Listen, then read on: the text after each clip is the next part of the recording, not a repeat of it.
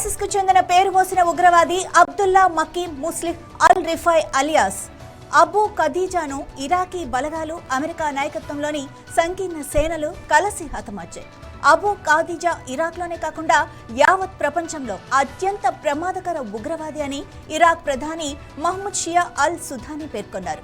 Islamic state నాయకుడిని ధీర యోధులు అంతమొందించారని America అధ్యక్షుడు డొనాల్డ్ ట్రంప్ ప్రకటించారు. గురువారం నాటి రహస్య ఆపరేషన్ వివరాలు తాజాగా బయటకొచ్చాయి. కారులో వెళ్తున్న అబూ ఖదీజాపై అమెరికా సేనలు క్షిపణి ప్రయోగించడంతో అక్కడికక్కడే మరణించాడు. అతనితో పాటు మరో ఐసిస్ ఉగ్రవాది కూడా మరణించాడు. వీరిద్దరి శరీరాలకు బాంబులు అమర్చి ఉన్నాయి. గతంలో ఆపరేషన్ లో ఖదీజా త్రుటిలో తప్పించుకోగా అప్పట్లో అతని DNA నమూనాను సేకరించారు. దాని ఆధారంగా అతని మృతదేహానికి DNA పరీక్షలు నిర్వహించి మృతుని ధృవీకరించారు.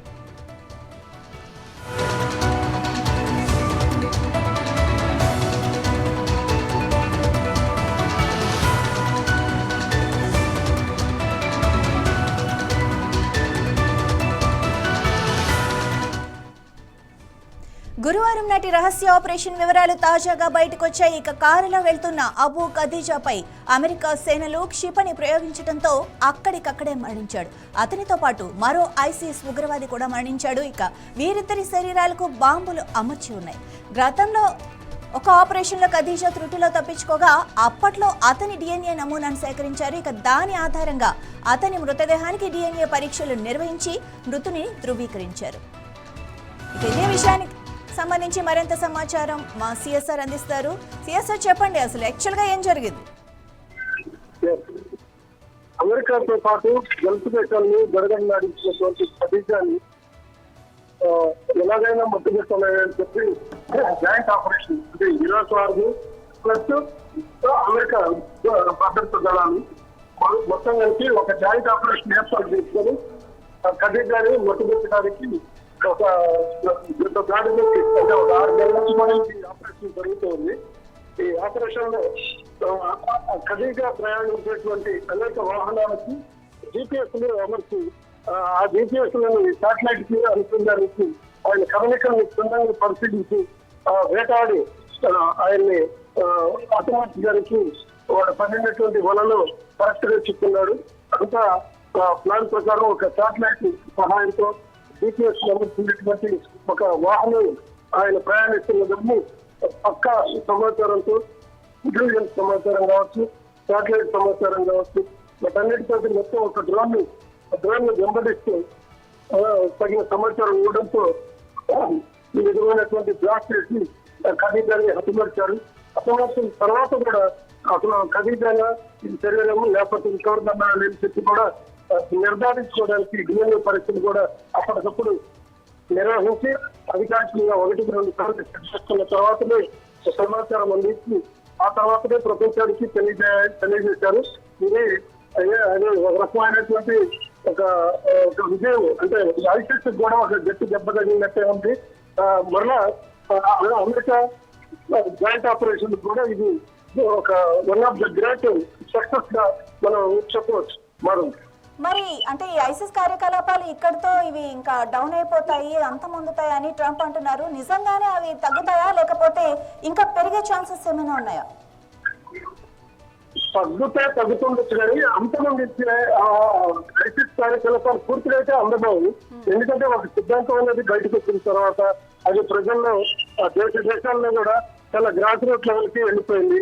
ఐసిస్ ఆపరేషన్స్ కానీ ఐసిస్ సిద్ధాంతాలు కానీ లేకపోతే ఐసిస్ కార్యకర్తలు కూడా దీంట్లో రగిలిపోతారు తప్ప వాళ్ళు నేర్చుపడిపోతే అయితే ఒక 10%, అది కూడా ఒక 2-3 నెలలు గ్యాప్ ఇస్తుండొచ్చేమో కానీ తర్వాత పుంజుకొని మళ్ళీ వాళ్ళు కొనసాగించే కార్యక్రమం అయితే చాలా గట్టిగా చేస్తుంటారు. అది ఐసిస్ ట్రైనింగ్ లో ఒక భాగం కొనసాగిస్తూ కూడా ఒక నాయకుడు పోయినా కానీ 100 మంది నాయకులను తయారు చేసుకోవాలనేటువంటి ఒక సిద్ధాంతంతో ఒక ఆడిపోయిన సిద్ధాంతంతో కేడర్లు వాళ్ళు తయారు చేసుకున్నారు. ఆ విధంగా ట్రైనింగ్ ఇచ్చుకున్నారు. అందువల్ల నెక్స్ట్ జనరేషన్ ఆయన తర్వాత ఉన్నటువంటి నాయకులందరూ ఖదీజా స్థానాన్ని ఆక్రమించుకొని మిగతా ఆపరేషన్స్ నిర్వహిస్తారు.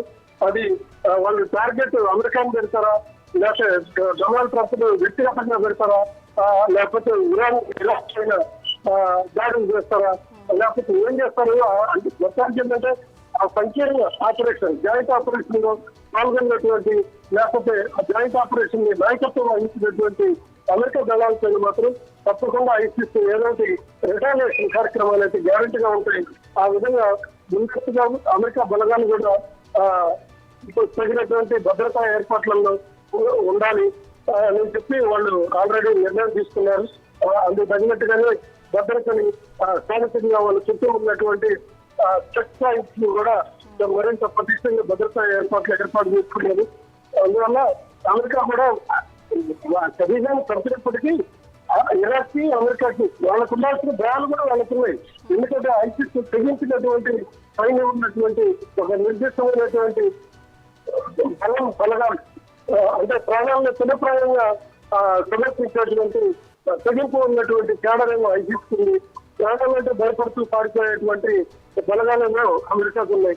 అమెరికా ఏటాడికి జాన్నిచ్చో లేకపోతే పైనుంచి అర్థం తీసుకొచ్చి కొట్టాల్సిన తప్ప ఎదురుపడి ప్రయత్నించేటువంటి శాశ్వతమైనటువంటి సైనిక బలగం లేకపోవడం ఆ విధమైనటువంటి శాశ్వతమైనటువంటి సైనిక బలగాన్ని ఐసిస్ ఉంది.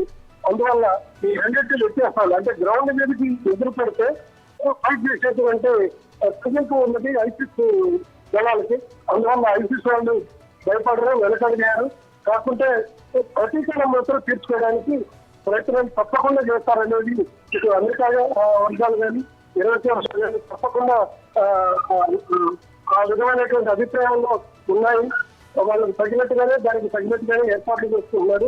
ఐసిస్ ప్రతీకార దాడులను ఎదుర్కోవడానికి సన్నద్ధమైన పనిలో ఇప్పుడు అమెరికా దళాలు ఆ పనిలో నిమగ్నమయ్యాయని మనకున్నటువంటి సమాచారం. Right, thank you.